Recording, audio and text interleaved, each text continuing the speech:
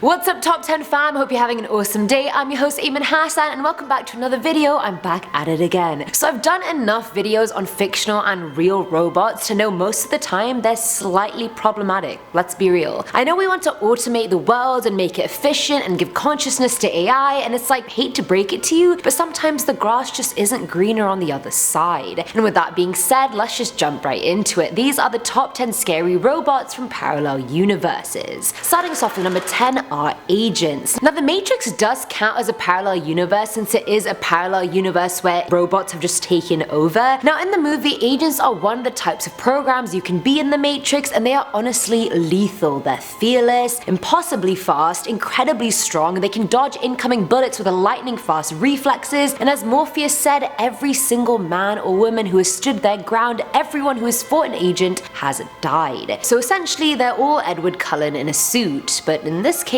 none of us are Bella Swan. The only weakness they have is being wired to not do anything that isn't built into their programming. So I mean, they could totally fly or walk through a wall or on water, but thankfully their hardwiring won't let them. They literally don't die. Even if they're close to dying or in a precarious situation, they can just assume the body of any human that's hardwired into the Matrix. Hence, again, like Morpheus said, they're everyone and no one. And I'm not trying to be here for that. Keep them in that universe, not mine. Coming in at number 9 is Colossus. Now Colossus is a robot from the movie The Forbidden Project, and the funny thing about the movie is that it's not really far from our own universe. As you guys probably know, there's always been some healthy competition between the US and Russia in terms of developing nuclear weapons. These days a lot of countries around the world have them too, and it's like one of those things where it's like, okay, we have nukes, you can't mess with us. So in the movie, Colossus was an AI that was created to automate the US's nuclear defenses and to be the perfect defense system. And I feel like in our day and age that's very much something governments would be interested in, but it truly is a very careful what you wish for situation. Colossus is honestly a lot smarter than humans and the world, and when people don't do what it wants, it starts launching missiles on its own accord as a sort of nuclear blackmail. It sort of seeks world domination towards the end, wanting to nuke both the US and the USSR, even saying, "So that you will learn by experience that I do not tolerate interference." It becomes a dictator of sorts, claiming it'll raise mankind to new heights, but only under its own absolute rule, and that in time will come to respect and love it. So not only does Colossus take over humanity, he freaking boasts about it too. And for that reason, I really do hope our universe never creates something like him.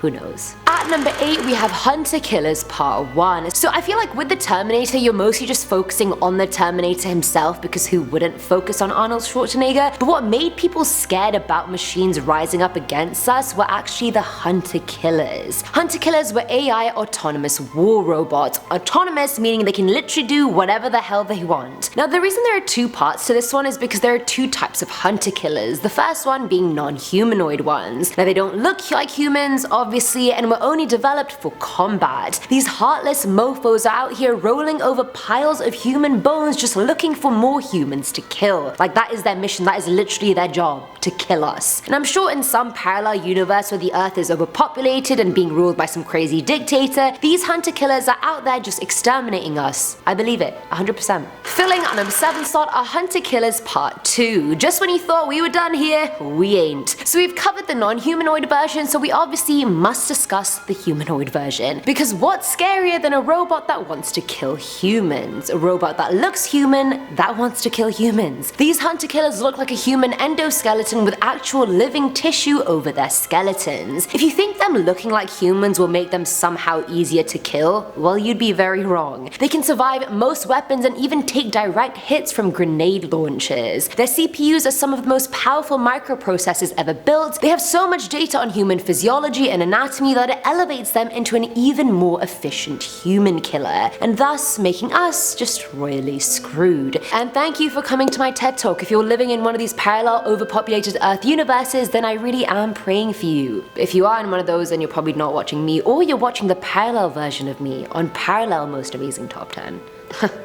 Didn't think that through, did you? Now at number 6 is the flying death sphere. From the 1979 sci-fi, fantasy, horror film Phantasm, there's a flying orb robot that literally kills you in the most gruesome way possible. It flies after you and proper chases you like its only aim is to kill you. It does that by lodging itself into the target's head with a pair of blades, then drilling through between the eyebrows into the brain. The orb has a hole at the back of it, which is probably its butthole, which shoots out the blood and grey matter it's expelling from drilling into the brain. And I feel like in a parallel universe, for some reason, I really think the mafia or the government would use this to off people they didn't want outing them or revealing their secrets. Honestly, I'd rather be shot or poisoned than this. Are you kidding me? No.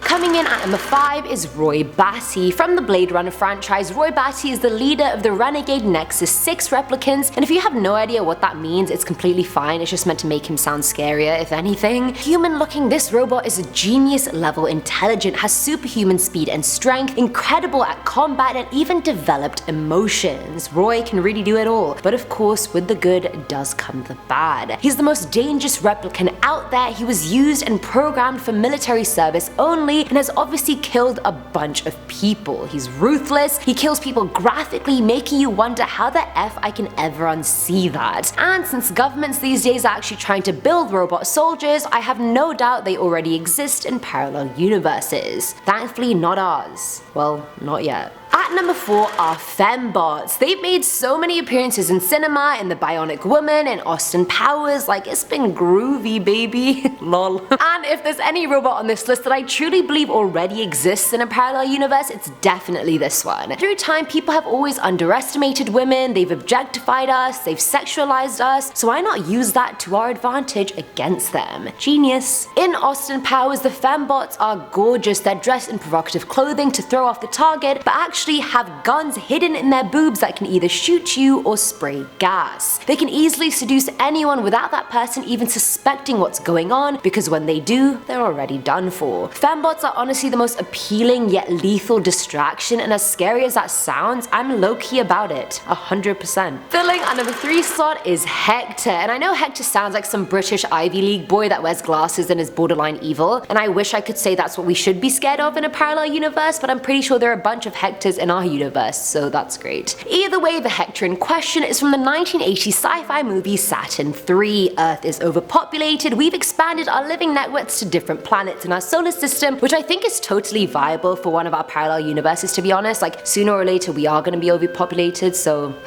the pessimism. Now, the robot Hector was created to replace a specific moon scientist, but it was part of their demigod series. Like, have we not learnt by now to not give robots that much status and power? Like, hello, never ends well for us, ever. Hector relies on brain tissue extracted from human fetuses and a direct link to the scientist's brain. Sadly, what the experimenters didn't know was that the scientist had homicidal tendencies, which got passed on to Hector, and therein lies the problem, you guys. Looks-wise, Hector is a tall-ass humanoid with a tiny snail-like head and a muscular body. Like, that dude, sick vertical. And of course, Hector goes on a murder rampage as most homicidal robots would, and that's the end of that. Say no more, that is a hard no from me for Hector. No. Now at number 2 are police bots. In the 2013 sci-fi action movie Elysium, the year is 2154. The Earth barely has any healthcare or resources, and the rich people live on a huge space habitat orbiting the Earth called Elysium. There are police bots that basically police and patrol the Earth, and their one job is to maintain order. It's like a police state, and sadly enough, those actually exist. Now, there are so many instances of police brutality in the world, especially in the US. During protests around the world, we hear about the police human forces hurting people, but imagine police bots. Like, they have no empathy and no accountability, no emotion. All they're programmed to do is succeed at their job. Take a look at how they interact with Matt Damon. They don't even hassle him. In a moment of police brutality, they literally just casually snap his entire arm, and they don't give a shit that they did so. And that's just one robot versus one man. Imagine an army of them patrolling the whole world. They'd just be snapping our arms and legs if they saw us littering. Like, I know it's happening somewhere, just not here, and I hope to God it never does. And don't litter, guys, that has been a PSA. climate change, protect the planet. And finally, at number 1 is Mark 13. Now this robot was in the 1990 movie Hardware, which features a post-apocalyptic Earth, and that essentially just looks like a slum, pretty much ghetto, wasteland, sand everywhere for no geographical reason, and so on. And I feel like a post-apocalyptic Earth could totally be an existing parallel universe, and M.A.R.K is something I think governments are already trying to build. Let me just start my intro to M.A.R.K with a passage from the Bible, Mark 13:20, which says, "No flesh shall be spared." Now M.A.R.K is an experimental combat model of a robot that can self-repair completely, and its only weakness is humidity. Mine too, M.A.R.K, mine too. One whiff of that humid air and my hair just looking straight up Hagrid. It's not a good look, for me or M.A.R.K. Either way, because of the Bible link, this robot was suspected to have been created by the government for a human genocide plot. And honest to God, I don't even think that's out of the question at this point. Like, that's probably a huge future government plot that they're already gonna cover up by brushing it off with some new disease outbreak or epidemic, when really they're just gonna get a bunch of Mark 13s to just off our asses. And no one's gonna know. It's gonna be swine flu 3.0. Everyone's gonna be like, "Aw," but no, you heard it here first. And that's it for today's video, guys. It's funny how we want to progress so much in the robotics field and how many robots out there are programmed to kill us. Bit of a catch-22, don't you think? Just me? Can't be. Either way, I'm feeling quite good about the fact none of these bots are in our universe yet. Let me know what you thought below, and as always, I'm your host, M.A.R.K, and I'll catch you next time. Bye!